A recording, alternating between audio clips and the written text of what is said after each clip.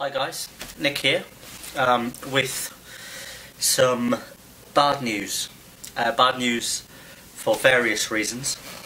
I'm just going to take my shoes off. Right, basically I went flying, got the camera up on the mount, got the microphone out, got the trusty little clicker ready, done all the pre-flight checks of the aircraft, pulled the aircraft from its stand, got in the aircraft. When I got in the aircraft, however, a little rushed, didn't plug the microphone in. Once I was in there, couldn't get back round after the engine start to get it from the seat and plug it all in, so I couldn't do that. So I thought, well, worst case scenario, I've still got this, so I can record something. So what happened then? Well, this went between my legs on the seat, with the knee board on, going through some of the checks with the instructor, and unfortunately he asked me several times what the hell I was doing, but I couldn't find it. So I had this camera set up to start recording when this was pressed. Stupidly, I went behind to turn it on. However, when it's in this mode, that will not recognise any button presses. So the long way around, which I've just told you, or the short version is basically, unfortunately guys, I've got no video evidence footage of my lesson today. Now the second part is, that's good news for me, as I would have got a lot of comments, and them comments would have been quite negative. It's been about 3 weeks now since I've been back flying, and that 3 weeks has shown. I went in a little bit too eager, I think. Pre-flight checks fine, everything fine, up until the takeoff was alright actually. First takeoff I done, I veered to the left quite a bit because of the prop effect, which I've said. This one I managed to maintain it, but by the time you get to maintain it, you're taking off anyway, because you know it's such a fast aircraft, or such a slow speed you need to take off. So that said, I did maintain that. Getting up was a little bit hit and miss. It was quite a strange day actually, because there was no wind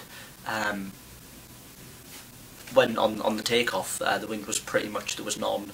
However, as soon as you got up off the ground, it did kind of judder you and throw you around a bit, so that did affect the ascent and descent. So what I decided to do, the instructor is quite nice and good with asking me what I'd like to do from the lessons. So what I decided, stupidly, was to do some takeoffs and landings straight off the bat. So we went round and we'd done a few. I think we'd done about 3. In those 3, the first one was absolutely shocking. The flare, I just couldn't get it for some reason. Well, the reason probably is I'm very new at this. The second one, there's no easy way to say this, but basically I fell out of the sky. We must have been about 20 foot above the runway, and we hit stall. Purely my fault, and hopefully it'll not happen again. It is all obviously part of the learning experience of flying. I'm not saying this to big up myself, I'm saying this because obviously this is what the instructor said to me, and I'm sure this is what you would tell anybody else before they throw the towel in. The third one I was happy with. I was happy with the landing, however I was a bit too high for the approach. So that done, I thought, right, that's it, I'm gonna leave this for now, get up and just get out in the aircraft. So we went and done some straight and level flying, and we headed straight out. Hopefully I might have a map somewhere. We headed straight out towards the sea, which I've never been before. We were out on the sea, which was a first for me flying the aircraft. Quite scary, because obviously there is nothing but water below you. So there was a few ships, and I did eye up one big ship for an emergency landing if needed, because let's face it, I do flying for a living, and ditching is one of my favourite comments to say when I go to work. I'd rather ditch, but I wouldn't if it was me at the controls. So we've done a few 360 turns, watching out for some aircraft. We could hear a lot of people talking about us in the vicinity and whatnot on the SoCal frequency. We then flew back inland, straight and level, 3,500. You give me various headings to turn to and keep obviously straight and level flight. We then went to the practice area, which is over the Santa Anita Dam, for anyone that is interested in knowing that. And we then went to the practice area. We then done some steep turns, 45-degree turns to the left and to the right, trying to maintain the horizon, which I'm not going to lie, I am absolutely shocking at. For some reason, I can feel the ascent and descent in a large aircraft, a commercial aircraft, straight away. However, in this thing, I just can't. I am looking inside a little bit too much as well. I really hoped that I did get the video, but it didn't happen. If it had, it would have helped me a lot. So big tips for me for the next lesson, which is this time next week, 12 till 4 next week. Big tips and big hints were basically revise, study, learn my drills, as in the emergency landing, engine failure, that kind of stuff, because I mean Charlie he's a good instructor, because he's you know he shows you how you would learn to fly, but also he shows you the side of, look, this is just what it is, you know. And I picked up very easily, let the aircraft do what it's doing and then adjust. So I mean I've learned that from him, and it is a big help. So yeah, I need to learn a few things before the next lesson. I do apologise that we didn't get any footage, because it seems to just be me talking now on this channel without any action. But I do have a little bit of a bonus. I thought, you know, I can't put up a video with no aircraft footage and just talk and expect people to be like, yeah, great, I'll probably get about 7 thumbs down. So what I did do, I went into the shop, because you know I was pretty upset. You know, I was kicking myself really from the lesson, because to me it was just ridiculous. You know, I think I'm expecting too much of myself. However, but 2.6 hours, 2.6 hops, sorry, I done. So I went into the shop and I bought some goodies. And the first thing I got was, since I need to know all of the checklist stuff, was the Student Pilot Handbook. And I literally just flicked through it in this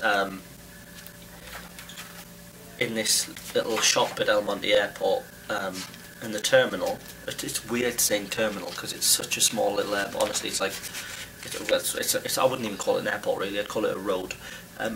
For anyone that likes flying in El Monte, I'm not slating it, because I love it. But it's, you know, when you put terminal, you think, okay, British Airways are going to be there, but they're not. I do talk some rubbish. Right, so basically you've got all your communication like settings. So it's got stuff, so ground control, Cessna, and then, you know, it's showing you how to do that, and you just fill in the blanks. It's got a few sticky pages, I'm not going to ask why. Aircraft, traffic, Cessna, whatever, taxi for departure, Cessna, yeah, you know, so it's got that, and then it's got some emergency procedures as well. So emergency engine failure immediately after takeoff, and like I say, you literally fill in the blanks. Do not try to return to the airport, airspeed, best glide speed, whatever it is, which in this case is 65 knots, land, straight ahead, minimal turns. So in this case for me at El Monte, there's a wash. Now to me, when they say, you know, follow the wash, we don't have them in the UK. Basically it's them things you see on the movies, or for example Grease. If anyone's ever seen Grease the musical, the movie, yeah, when they do that drag race and they go up, that's a wash. So and if you haven't seen it, watch some LA crime sitcom they'll be on there. So yeah, you do the airspeed mixture, so it goes through it. Now I have got checklists coming out of my ears. In fact, I made one, an app for the iPad. However, I can't get it on the iPad unless I pay money to do it. I don't really want to pay the money, so yeah, I'm just messing around with loads of different things. But I think I just picked this up because I was feeling bad, and I thought, why not? It was $8.95 plus tax. Next, I got the trusty, because there's going to be a day when I'm going to go and do this, and I might have one of these. So I got the fuel sump, just for checking your fuel, and the exact words of it are aircraft fuel tester and screwdriver. So there you go, and that was $6.95. Now the next thing, after I bought them two, I had my laptop bag, which I use for flying because it's good, it's got loads of pockets. I had my headset bag, and I had the camera bag for this because I was taking it stupidly because I got nothing. And I also had obviously all of them things there, so I decided to buy a new bag. And this bag it's bigger than the last one that the books came in, so that's a plus. So I've got this to fit all of the flying stuff in. The headset can just go on there. I've got a strap for it as well. Got some pouches at the side. Pouch, you got one at the back. Just fit whatever in, really. You got a Velcro pouch there, a free pouch there, so no securing of it, and then another zip pouch there. And I've got in here, this isn't mine, this is a friend's, the flying torch. And the reason I've got that is because I had to take this just to put the battery in for the microphone for the camera that I was going to use. However, I never got around to doing it. And then I've just put my other camera, which recorded the last video, on. So there you go. That is to make up for the fact that I didn't give you any flying footage. So from Pasadena in California, which is in America, I'm going to say goodbye. I'm going to say thank you for watching. Comment, rate, subscribe. You notice I'm going to stop saying that. Let's face it, if you want to do it, you'll do it. So I'm not going to be like the millions of people on there that have comment, rate. However, I will keep putting my Twitter account name up there, because I've got this thing where I want to get people following me. Don't know why, I just do. I've made it a thing that I just want to do it. So there's lots of people following me that I'm not going to be big-headed, because there's not that many. There's about 160 something people, but the majority of them are pilots or training or instructors. So there's a lot of good stuff coming through from my Twitter account. From them, good information. I'm getting loads of good feedback, and I'm learning a lot just from listening to them and watching what they're doing. So yeah, check it out if you want. It's at WillNick89. There or there. I'm not sure. I haven't worked this out yet, but I will. And the lighting was courtesy of the Sheraton Pasadena Hotel, and I've just rearranged the room to get it, so I'm blind from the light just here. However, I've got a new light coming, which I'm going to do a review on that as well.